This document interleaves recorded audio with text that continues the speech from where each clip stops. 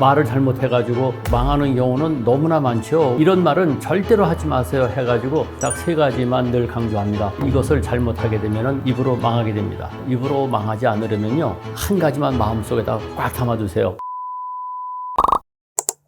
안녕하세요, 조관일입니다. 여러분을 이렇게 화면을 통해서 만나게 돼서 정말 반갑습니다.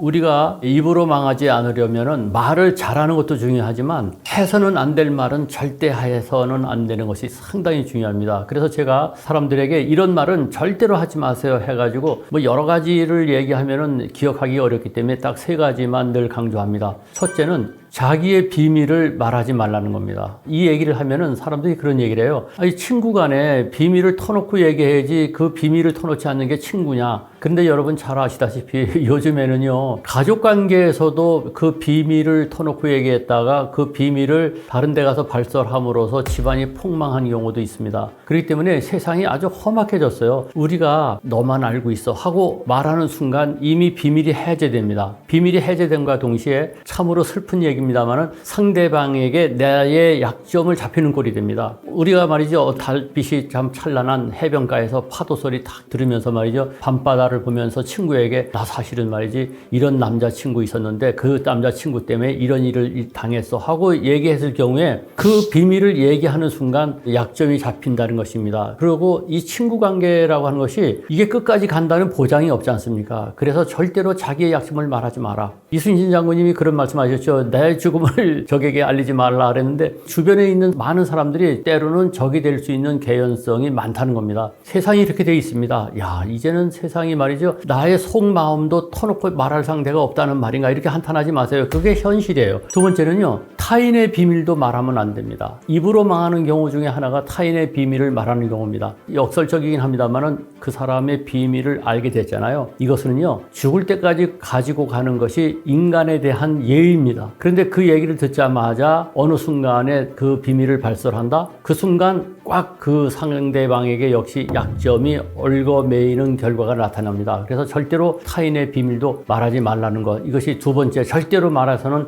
안 될 것입니다. 세 번째는요, 험담을 절대 하지 말라는 겁니다. 이야기를 나누는 과정에서, 대화를 나누는 과정에서 험담을 하는 것이 정말 재밌어요. 실제로 남을 씹는 맛이 있지 않습니까? 근데 그것을 씹고 난 다음에 썰렁해지죠. 험담을 얘기하면은요, 그 험담이 알게 모르게 상대방에게 들어가게 돼 있습니다. 왜 그러냐면요, 이거는 너만 알고 있어 하고 상대방의 험담을 했다고 칩시다. 그러면은 어느 정도 세월이 지나가면은 그 험담에 대한 어떤 비밀을 지켜줘야 될 시효가 끝나버립니다. 따라서 그 험담은 돌고 돌아서 상대방에게 들어감으로써 결국은 나에게 해를 끼치기 때문에 그것을 저는 험담의 부메랑 효과라고 합니다. 험담은 반드시 자기에게 돌아온다는 것이죠.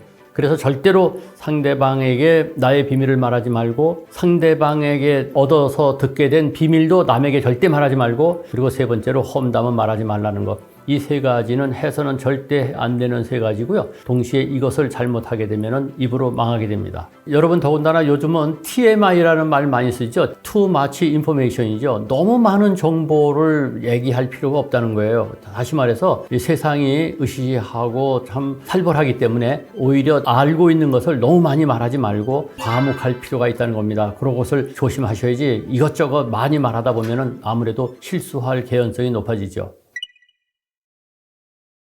입으로 망하지 않으려면요, 한 가지만 마음속에다 꽉 담아두세요. 한 템포 늦게 말하기. 이 한 템포 늦게 말하기도 제가 쓴 책의 제목입니다. 한 템포 늦게 말하기라고 하는 것은 뭐냐, 여러 가지 의미가 있어요. 무슨 얘기를 하려고 할 때 꿀떡 한번 침을 삼키고 조금 생각하고 말하는 겁니다. 이런 경우 많죠. 저 같은 경우는 그런 경우가 많은데, 책이 이렇게 나오지 않습니까? 책이 나오면은 어느 날 기분이 좋아가지고 사람들한테 내가 책 나오면은 너한테 선물해 줄게 하고 얘기합니다. 그런데 막상 책이 나오면요, 후회합니다. 왜 후회하냐면은 이걸 또 포장해가지고 우체국까지 가서 보낸다고 하는 것이 보통 귀찮은 게 아니에요. 그래서 기분 좋아가지고 약속을 해놓고는 나중에 후회하는 경우가 아마도 여러분도 많을 겁니다. 그래서 한 템포 늦게 천천히 말하는 게 중요합니다. 천천히 말하라는 것 절대로 잊지 마세요. 천천히 말하는 것에 효과가 여러 가지가 있습니다. 첫째는요, 말을 천천히 하면요, 목소리가 낮아지고 정중해집니다. 야, 그래가지고 말이지, 뭐, 이렇게 되는 것은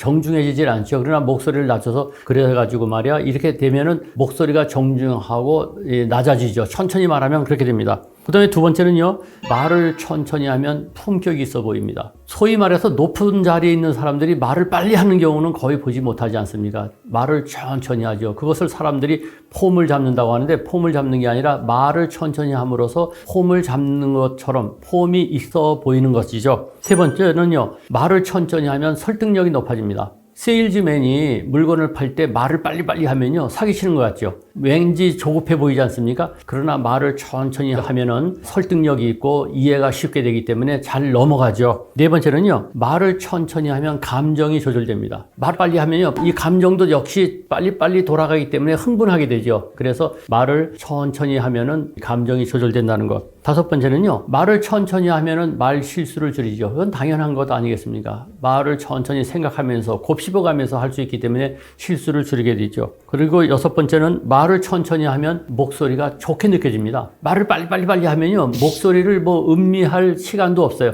그러나 말을 천천히 하면은 목소리가 좋게 느껴진다는 것. 그리고 일곱 번째는 이렇게 말을 천천히 하게 되면은 지금까지 말씀드린 여섯 가지가 다 융합이 돼가지고 말을 잘하는 것 같은 느낌을 갖게 됩니다. 그래서 여러분, 오늘 이 방송을 통해서요, 한 템포 늦게 말하고 말을 천천히 하는 것, 이것 하나만 배워도 큰 가치가 있을 거라고 생각됩니다. 아무쪼록 말 천천히 하셔가지고 입으로 망하지 않으시기를 바랍니다. 입으로 망하지 않는 것뿐만 아니라 말을 잘 하려면은 어떻게 하면 될 것이냐, 사람의 마음을 잡는 말을 해야 되는데요, 그 사람의 마음을 잡으려는 말을 하려면 딱 세 가지만 생각하세요. 그것도 여러분들이 기억하기 쉽도록 3겨로 만들었어요. 3겨. 첫째 겨는 경청하라는 거죠. 이것은 아마 여러분들이 참 많이 들었을 겁니다. 그런데 우리는 경청하는 척 하면서 실제로는 무슨 생각을 하냐면요, 상대방이 말을 끝나면 내가 무슨 말을 하지, 이것을 생각한다는 거예요. 그러지 마시고 말하는 것을 어떤 마음에서 저런 얘기를 하는지를 잘 경청하라는 겁니다. 두 번째 겨는요, 격려하라는 거죠. 격려하라는 것은 칭찬하라는 것하고 다릅니다. 칭찬은요, 칭찬거리가 있어야지 칭찬하지 않습니까? 그러나 격려는 실수를 했을 때도 격려할 수 있잖아요. 괜찮아, 잘 될 거야. 요새 뭐 하쿠나 마타타 그런 얘기 많이 하더라고요. 잘 될 거야, 걱정하지 마, 이런 건데, 그렇게 격려해 주는 것이 얼마나 좋습니까? 잘 될 거야, 걱정하지 마, 화이팅, 이런 얘기를 하라는 거죠. 세 번째 겨는 뭐냐? 겸손입니다. 너무 뻐기면서 말하지 마시고요, 좀 겸손하게 말하는 것, 이렇게 함으로써 상대방으로 하여금 그 사람 참 품격 있게 말을 잘한다, 이런 감을 갖게 될 겁니다. 아무쪼록 아주 품격 있는 그런 화술을 구사하시기를 바랍니다.